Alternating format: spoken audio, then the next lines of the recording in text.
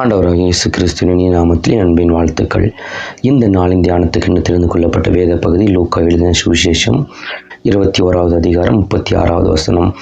ஆகையால் இனி சம்பவிக்க போகிற இவைகளுக்கெல்லாம் நீங்கள் தப்பி மனுஷகுமாரனுக்கு முன்பாக நிற்க பாத்திரவான்களாக எண்ணப்படுவதற்கு எப்பொழுதும் ஜெபம் பண்ணி விழித்திருங்கள் என்றார். இந்த கடைசி காலத்தில் வாழ்ந்து கொண்டிருக்கிற நாம் இந்த லூக்கா சுவிசேஷம் 21ஆம் அதிகாரத்தில் ஆண்டுடைய வருகையை குறித்து, ஆண்டுடைய வருகையின் அடையாளங்களை குறித்து அநேக வசனங்கள் சொல்லப்பட்டு வருகிறது. அதை குறித்து முடிவாக கர்த்தர் இப்படியாக சொல்லுகிறார்.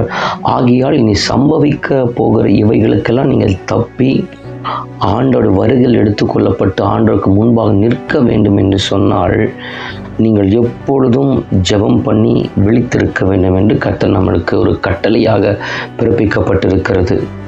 ஏனென்று சொன்னால் கடைசி நாட்களை நாம் பார்க்கிறோம், ஜெப குறைவு தேசத்தில் காணப்படுகிறது.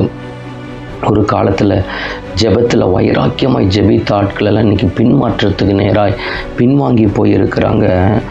ஆகையால் நீ சம்பவிக்க போகிற இவைகளுக்கெல்லாம் நீங்கள் தப்பி மனுஷகுமாரனுக்கு முன்பாக நீங்கள் நிற்க பாத்திரவான்களாய் எண்ணப்படுவதற்கு எப்பொழுதும் ஜெபிக்க கர்த்தர் ஒரு அறைகோவலை கர்த்தர் என்ற காலை வேளையில் நம்மோடு கூட இடைப்பட்டு கொண்டிருக்கிறார்.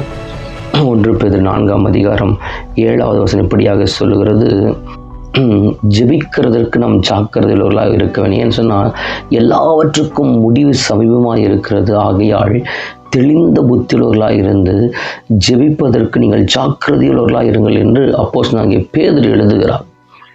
ஏன் கர்த்தர் ஜெபிக்க வேண்டும் என்று சொன்னால், இந்த பூமியில் வாழுகிற காலத்தில் நம்ம ஜெபித்தால்தான் பரலோக ராஜ்யத்துக்குள்ளே பிரவேசிக்க முடியும்.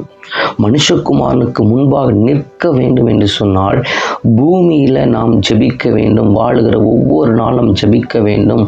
ஜெபத்தை கேட்கிற தேவன் நம்முடைய தேவனாய் இருக்கிற. இனி சம்பவிக்க போகிற இவைகளுக்கெல்லாம் தப்ப வேண்டும் என்று சொன்னால் ஒரே வழி, தேவனை நோக்கி நாம் கூப்பிட வேண்டும். தேவனை நோக்கி நாம் ஜெபிக்க வேண்டும்.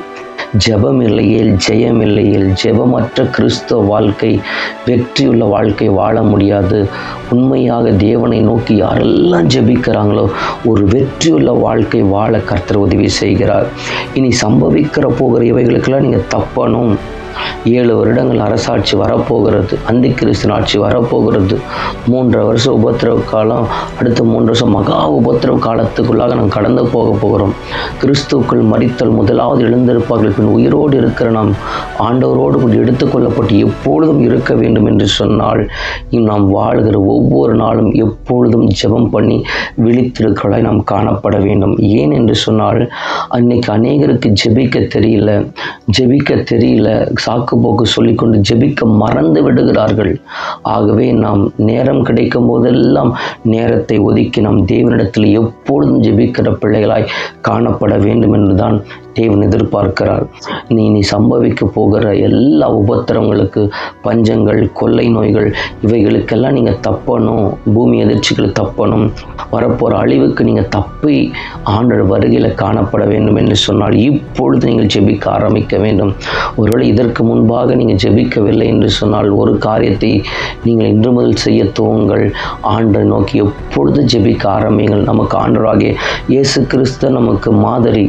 அவர் அநேக முறை பாருங்கள், இரவெல்லாம் ஜெபித்திருப்பார். பகல் முழுதும் அவ்வளவு ஊழியங்களை செய்திருக்கார். அவர் நிற்க கூட நேரம், அந்த அளவுக்கு கடுமையாக அவர் ஜெபத்தில் அதிகாலை இருட்டோடு எழுந்து ஜெபித்திருப்பார். ஆகவே நமக்கு ரோல் மாடலாக இருக்கிற நம்முடைய பிதாவாக நமக்கு தேவனாகிய கர்த்தரை இப்படி செய்திருக்காருன்னு சொன்னால் நாமும் ஜெபத்தில் நேரத்தை செலவிடுவோம். நிச்சயமாய் அப்படி ஜெபத்தில் தரித்திருப்போம் என்று சொன்னால் நிச்சயமாய் அவனுடைய வருகையில் காணப்படுவோம். ரோமர் 12:12 சொல்லுகிறது பிள்ளைகளும், ஜெபத்தில் உறுதியாய் தரித்திருப்போம் என்று சொன்னால் ஆண்டவர் நம்முடைய வருகையில் அழைத்து கொண்டு செல்வதற்கு வல்லமை இல்லவராக இருக்கிறார்.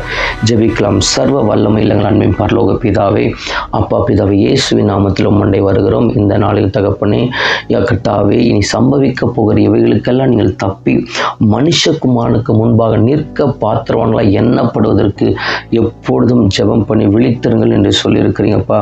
நாங்கள் வாழ்கிற ஒவ்வொரு நாளும் ஜெபித்து ஜெயம் எடுத்து உங்களுடைய வருகையில் காணப்பட கர்த்தர்களுக்கு உதவி செய்யுங்க.